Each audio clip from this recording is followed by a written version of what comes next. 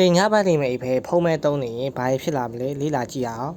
ညဘက်တွေမှာမအိပ်ဖဲဖုံးကြည့်နေတာဟာပျော်စရာကောင်းတယ်လို့ထင်ရပေမဲ့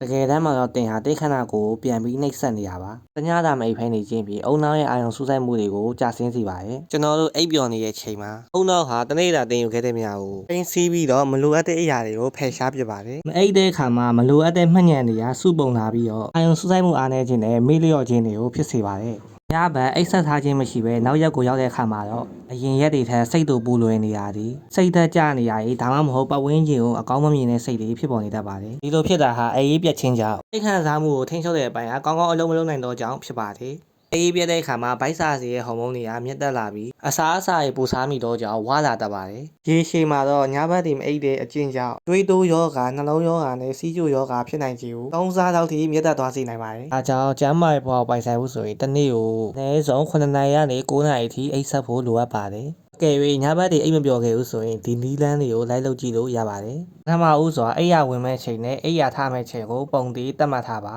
ဒါမှခန္ဓာကိုယ်ရဲ့ဇီဝစနစ်ကပုံမှန်လို့ပြန်လုပ်လာပြီးတော့သူ့ချိန်ရောက်တာနဲ့အလိုလိုအိပ်ငိုက်လာပါလိမ့်မယ်အိပ်ပျော်ဖို့အတွက်အတင်းရဲ့အိတ်ခမ်းကအများကြီးမူတည်ပါတယ်ကောင်းမွန်စွာအိပ်ပျော်ဖို့အတွက်အတင်းရဲ့အိတ်ခမ်းမီကိုပိတ်ထားဖို့လိုအပ်ပါတယ်နောက်ပြီးတော့အိပ်ရမဝင်ခင်ဖုံးကြည့်တာကိုရှောင်ရှားပါအိပ်ရမဝင်ခင်အနည်းဆုံး45မိနစ်နဲ့တစ်နာရီအလိုကတည်းကဖုံးကြည့်တာကိုရထားတင်ပါတယ်အားကြောင့်လဲဆိုတော့ဖုံးအားထွက်လာတဲ့အလေးတွေဟာတင်းရဲ့အုံနောက်ကိုနေဘက်လို့ထင်အောင်လှည့်စားပြီးတော့အိပ်ရခတ်စီအောင်လုပ်တော့ကြောင်းဖြစ်ပါတယ်အိတ်ခမ်းဒီအချိန်မှာအစာအများကြီးစားခြင်းကိုရှောင်ကျဉ်သင့်ပါတယ်။ဘာရမ်းပြေးနေရင်အစာမကြည့်ပဲအိပ်ရခတ်စီပါတယ်။အိတ်ခါနီရည်သွေးနဲ့ရည်ချိုးတာဟာအကျော်ဒီပြေရောစေပြီးတော့ကောင်းမှုစွာအိတ်ဆက်နိုင်ဖို့အတွက်ကူညီပေးပါတယ်။အေးပြတ်တာဟာတင်းရဲ့အလှပကိုလည်းဆိုးဝါးစွာထိခိုက်စေပါတယ်။အေးပြတ်တာရဲ့များခြင်းကြောင့်မျက်ကွေးညိုယုံတွေမကပဲအသားရည်တွေခြောက်သွေးတာကစောစီးစွာအုံမင်းရင်းရော်နိုင်လာပါတယ်အခုပြောရတဲ့အချက်တွေကတင်းတော့အသုံးဝင်မယ်ဆိုရင် channel လေးကို like and subscribe လုပ်ပါဖို့လည်းမမေ့ပါနဲ့ဦးနော်ငွေချင်းတွေထဲမှာလည်းညဘက်မိတ်ပဲဂိမ်းဆော့ရဲ့လူတွေဖုန်းကြီးရဲ့လူတွေရှိရင်လည်းဒီဗီဒီယိုလေးကို share ပေးလိုက်ကြပါဦးနော်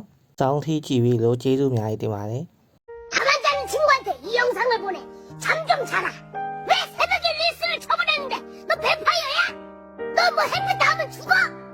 왜 사대 시간에 안 자고 폰만 붙잡고 있는 건데? 너 계속 잠 안 자면 나중에 인생 꼬인다.